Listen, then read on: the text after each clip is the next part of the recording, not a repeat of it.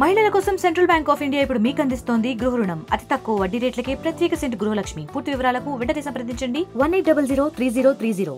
అందరికీ నమస్కారం. నా పేరు ఎలగత్ సుచిత్.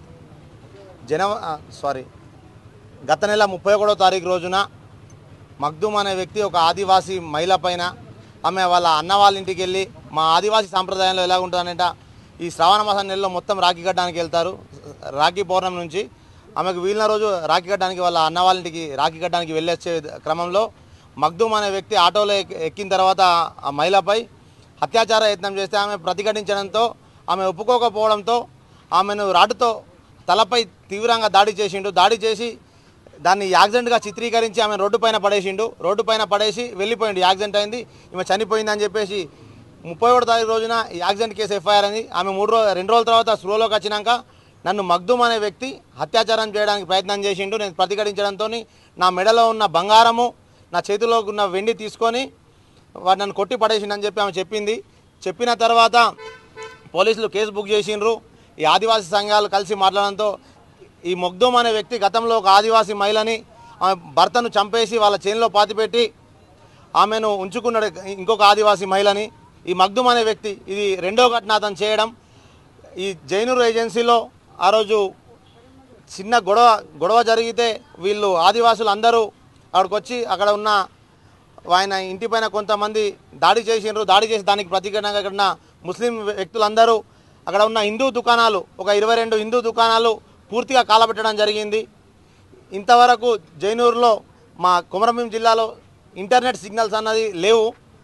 ఆ గొడవ కారణంగా అక్కడ ఏజెన్సీ ప్రాంతంలో మిగతా వాళ్ళు ఉండడంతో అక్కడ చాలా ఇబ్బంది జరిగి ఆదివాసుల పైన వాళ్ళే దాడి చేస్తున్నారు. మాకు ఈ కేసులో bar association president Bhuvanagiri Satish Babu sir garu అందరికీ ఫ్రీగా బెయిల్ చేస్తున్నాడు. ఇక్కడ కరీంనగర్ జైల్లో ఇప్పటివరకు 10 మంది ఉన్నారు. ఇంకో 3 ఆసిఫాబాద్ జైలుకి తరలించడం జరిగింది. సమాజంలో ఏమైనా అవినీతి, ఏదైనా ఇబ్బందులు అయితే నలుమూల ప్రాంతాల కోసం ప్రజలందరికీ తెలియజేయడానికి మీరు చేస్తున్న శ్రమ ఇంత అంత అని కాదు. మీ అందరికీ తల వంచి నమస్కారం చేస్తున్నాను. ఏదైతే ఇక్కడ రావడం జరిగింది, నేను ఆసిఫాబాద్ కొమరంభీం జిల్లా బార్ అసోసియేషన్ ప్రెసిడెంట్గా గత 3 సంవత్సరాలు చేశాను. ఏదైతే ఈరోజు జైనూర్ గిరిజన ప్రాంతం, కొమరంభీం గిరిజన గడ్డ ప్రాంతంలో దౌర్జన్యం జరిగిన విషయం అందరికీ తెలిసిందే. ఒక ముసలి ఆవిడ పోతుంటే ఆటోలు ఎక్కించుకొని ఆమెను మానభంగం చేసి చిత్రహింసలు చేసి మూతిని తుక్కుడలు చేసి మీరు అందరూ చూసింది. ఆమె చనిపోయిందని పడిపోతే అక్కడ ఉన్న గిరిజన సోదరి మనులు అరే మరి ఇదేం జరిగిందని ఆమెను లేపి నీళ్ళు తాగించిన తర్వాత ఆమె మాట్లాడుతూ ఈ విషయం చెప్పింది అంటే నా మీద ఈ రకంగా జరిగిందని. అప్పుడు అక్కడ ఉన్న వాళ్ళని పెద్ద మనుషులను అడిగితే ఉల్టా తిరగబడి గిరిజనుల మీద దౌర్జన్యం చేస్తే గిరిజనులను అడగడం తప్ప నాకు తప్పు జరిగింది, మరి ఇది ఏంటంటే అక్కడ పోలీస్ దగ్గర కూడా పోతే న్యాయం జరిగినప్పుడు వాళ్ళు మరి ఘోరమైన మూమెంట్ తీసుకోవడం జరిగింది. ఆ తప్పు చేసినా కూడా అక్కడ ఉన్న ఏదైతే ఒక వేరే వర్గం వాళ్ళు మన హిందూ బంధువుల మీద, హిందూ మహిళల మీద, పిల్లలు చిన్న కాకుండా వాళ్ళ ఆస్తులను ధ్వంసం చేయడం, వాళ్ళని కొట్టడం, వాళ్ళ దేవాలయాల మీద అటాక్ చేయడం జరిగింది. దీన్ని తీవ్రంగా ఒక బార్ ప్రెసిడెంట్గా పనిచేశాను నేను, ఒక సీనియర్ న్యాయవాదిగా, భారతీయ జనతా పార్టీ స్టేట్ ఎగ్జిక్యూటివ్గా మేము తీవ్రంగా ఖండిస్తున్నాం. ఈరోజు ఇక్కడికి ఏదైతే ఆసిఫాబాద్ జైల్లో జాగా ఉన్నాం కూడా మళ్ళీ గొడవలు అవుతామని ఇక్కడికి ఒక 10 మంది నేరస్తులు అని ఏదైతే మోపబడ్డా వాళ్ళని ఇక్కడ తీసుకొని రావడం జరిగింది. ఆసిఫాబాద్ జైలు ఉంది, ఆదిలాబాద్ జైలు ఉంది, నిర్మల్ ఉంది, మంచిర్యాల ఉంది, కాకుండా కరీంనగర్ జైలుకు తీసుకురావడం జరిగింది.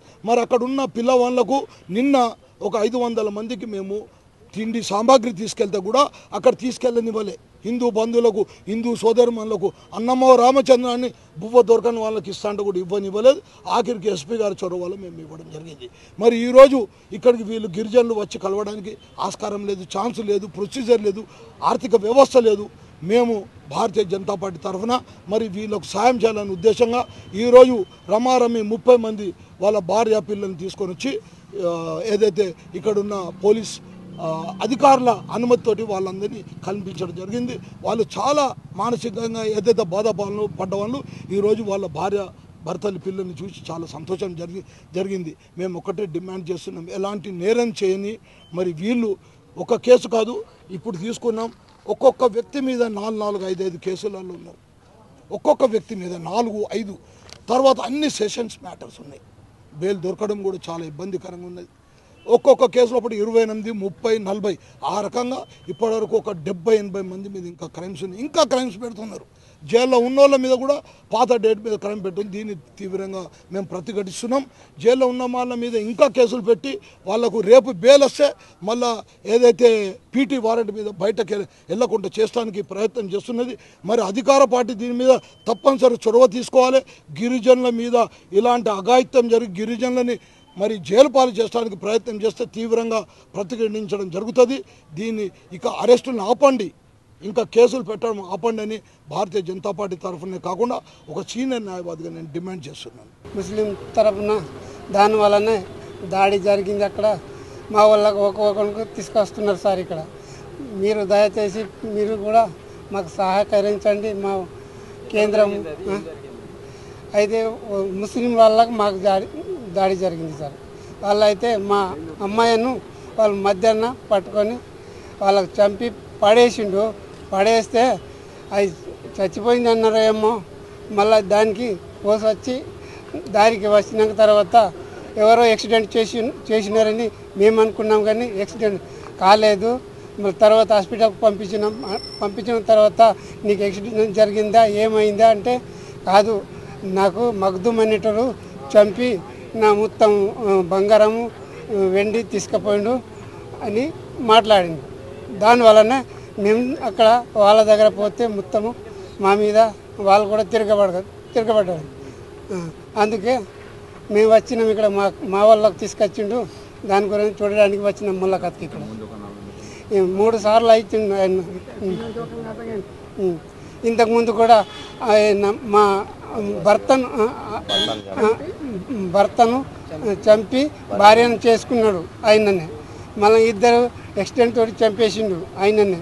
3-4 సార్లు ఆయన చేసిండు. కాబట్టి మేము కూడా ఆయన మీద దాడి చేస్తే మా మీద ఇట్లా కేసులు వస్తున్నాయి సార్. అంతే సార్ చెప్పున్నాయి. నా పేరు ఆత్రం గోవిందరావు, సిర్పూర్ మండల్. మరిన్ని వీడియోస్ కోసం ఛానల్ ని సబ్స్క్రైబ్ చేయండి. లేటెస్ట్ అప్డేట్స్ కోసం వాట్సాప్ ఛానల్ ని ఫాలో చేయండి. అండ్ లింక్ డిస్క్రిప్షన్ లో ఉంది.